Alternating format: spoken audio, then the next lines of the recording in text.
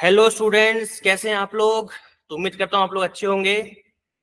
तो हमने जो सीरीज चला रखी है जेई एडवांस के क्वेश्चंस को सॉल्व करने की, आप लोगों के रिक्वेस्ट पर, तो बहुत अच्छा रिस्पांस आप लोग दे रहे हैं, तो बहुत बहुत धन्यवाद। और इस साल का जो हमारा पेपर है जेई एडवांस का, वो काफ़ी इजी है। अभी तक जो हमने सॉल्व किया, इसके बाद हम 8 क्वेश्चन सॉल्व कर चुके हैं और आज हमारा 9th question, I think 9th question upon solve करेंगे। तो चलिए सॉल्व करते हैं और देखते हैं उस क्वेश्चन में क्या ट्विस्ट है। जितने भी ट्विस्ट एंड टर्न्स अपन देखे थे, दिस इज क्वेश्चन नंबर 9। और क्वेश्चन नंबर 9 बड़ा इंटरेस्टिंग है, from the chapter of chemical kinetics. अपन ने पढ़ा था काफी केमिकल काइनेटिक्स वाले चैप्टर को। काफी लोगों का ये चैप्टर काफी अच्छा रहता है क्योंकि इजी रहता है ये, मतलब रिलेटिवली ज्यादा टफ इसमें कैलकुलेशंस नहीं आती है। चलिए क्वेश्चन पढ़ते हैं। Consider the following reaction. तो ये हमारे पास में रिएक्शन है, this is your principal reaction, है ना, जिसको हमको यूज करना पड़ेगा अभी। चलो एक बार करते हैं इसको use. Just a minute, pen change कर लेता हूं मैं। Which of the following mechanisms given below. आपको 3 मैकेनिज्म दे रखी है, ये फास्ट है, ये स्लो है और ये फास्ट है। आपको बताना है कि ऑर्डर ऑफ रिएक्शन क्या होगा। ठीक है, बड़ा इंटरेस्टिंग सा क्वेश्चन है, ऑर्डर ऑफ रिएक्शन बताना है। देखिए, सबसे पहली चीज मैं आपको बता दूं कि जब भी हम लोग ऑर्डर ऑफ रिएक्शन की बात करते हैं, ऑर्डर ऑफ रिएक्शन की, तो ऑर्डर ऑफ रिएक्शन किस पे डिपेंड करता है बताइए। ये डिपेंड करता है स्लोएस्ट रिएक्शन पर। ठीक है, रिएक्शन आपकी दो टाइप की हो सकती है आपकी फास्ट रिएक्शन, एक हो सकती है आपकी स्लो रिएक्शन। तो अगर आपको order of reaction find out करना है तो आपको क्या चाहिए, केवल आपको स्लो रिएक्शन चाहिए। जी हाँ, सही सुना आपने, आपको केवल स्लो रिएक्शन ही चाहिए। ओके। और हमने पढ़ा है कि ऑर्डर ऑफ रिएक्शन किस पे डिपेंड करता है कि जब आप रेट ऑफ रिएक्शन लिखते हो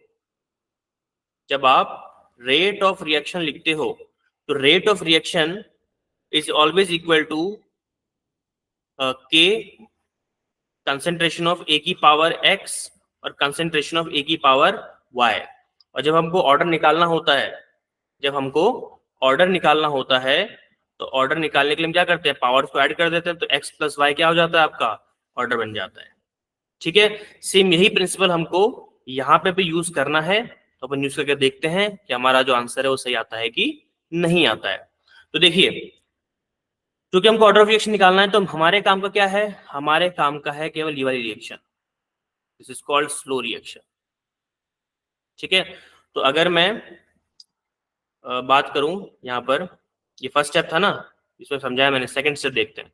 सेकंड स्टेप में जब मैं ऑर्डर ऑफ रिएक्शन की बात करूंगा तो ऑर्डर ऑफ रिएक्शन क्या हो जाएगा आपका, that is rate of reaction is equal to k, एक सेकेंड, बार बार मैं बड़ा ब्रैकेट पता नहीं क्यों लगा रहा हूँ, के हो जाएगा इनटू N2O2 और H2 हमारे पास रिएक्टेंट है, तो concentration of N2O2 into concentration of H2। ठीक है, तो ये हमारा रेट ऑफ रिएक्शन आ गया। बट यहां पर आपको N2O2 को कंसिडर नहीं करना है। ठीक है, N2O2 कंसिडर क्यों नहीं होगा, क्योंकि N2O2 यहाँ पे क्या है, इंटरमीडिएट।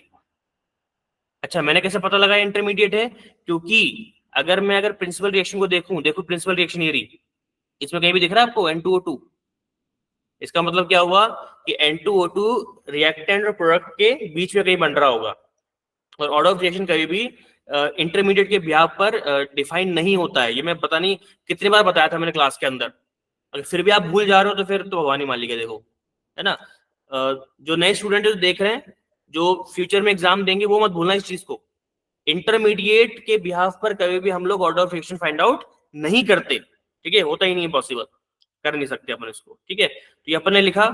अब एक बार अपन तीसरा स्टेप देखते हैं, जिसके अंदर हम लोग N2O2 की वैल्यू को फाइंड आउट करेंगे।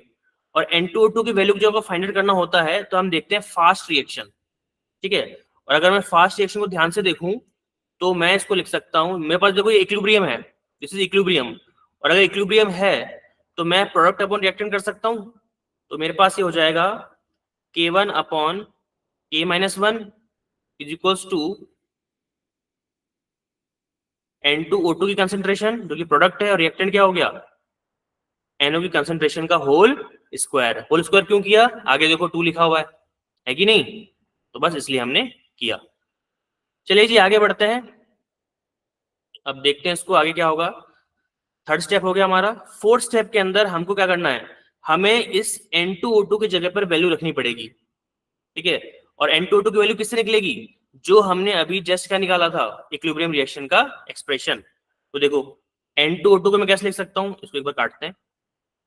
इस फॉर्मूले से, ये जो फॉर्मूला आपके पास में है, इस फॉर्मूले से मैं N2O2 की वैल्यू कैसे निकालूंगा, that is N2O2 is equal to NO square को वहां पे ले जाओ, तो K1 अपॉन K-1 NO का होल स्क्वायर।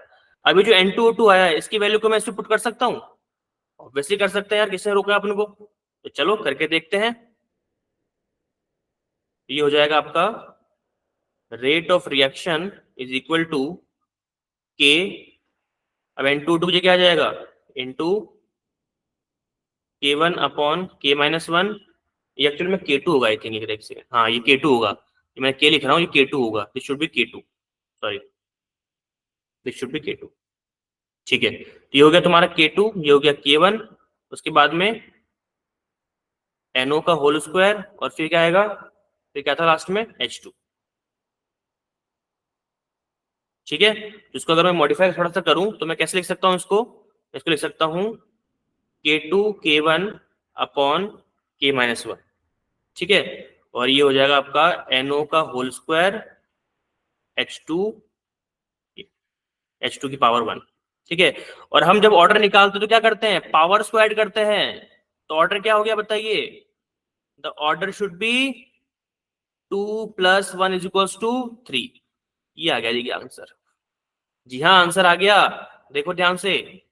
तो आंसर क्या आ गया आपका, द आंसर शुड बी 3, है कि नहीं। बहुत ही बढ़िया सा क्वेश्चन। तो मैं कह रहा हूँ ना, अभी तक जितने भी क्वेश्चन आपके आ रहे हैं सारे सिंपल ही हैं। बीच में क्वेश्चन आया था ऑर्गेनिक का, ऑर्गेनिक इस बार थोड़ी टफ है, मैं मानता हूँ। ऑर्गेनिक को टफ होनी भी चाहिए, जो लेवल है ना एडवांस का, उसमें ऑर्गेनिक को टफ होना ही चाहिए। ओके, ऑर्गेनिक के अलावा जो फिजिकल केमिस्ट्री और ऑर्गेनिक है वो काफी अभी तक ईजी है, ठीक है। तो ये क्वेश्चन हमने कर लिया है बहुत ही बढ़िया तरीके से, आपको समझ में आया होगा। प्रैक्टिस कीजिएगा, और मैंने क्लास में जितने अच्छे से मैंने पढ़ाया था वो सारी चीजें जो इसमें पूछी गई है, तो मतलब दिल बहुत खुश हो गया है मेरा पेपर को सॉल्व करते टाइम। तो बहुत ही बढ़िया, एकदम मतलब मजा आ रहा है मेरे को सॉल्व करते टाइम। तो उम्मीद करता हूँ आपको भी मजा आ रहा होगा। और अगर आपको कंटेंट पसंद आ रहा है तो ऑब्वियसली बात है, आपको मेरे साथ ज्वाइन होना ही चाहिए। और अगर आप चाहते हो कि आपका जो केमिस्ट्री का जो बेस है वो स्ट्रांग बने, और केमिस्ट्री में जितनी भी चीजें होती है एग्जाम को क्लियर करने के लिए वो आपको आए, तो आप मेरे साथ जुड़ सकते हो, मेरा पेड कोर्स ले सकते हो।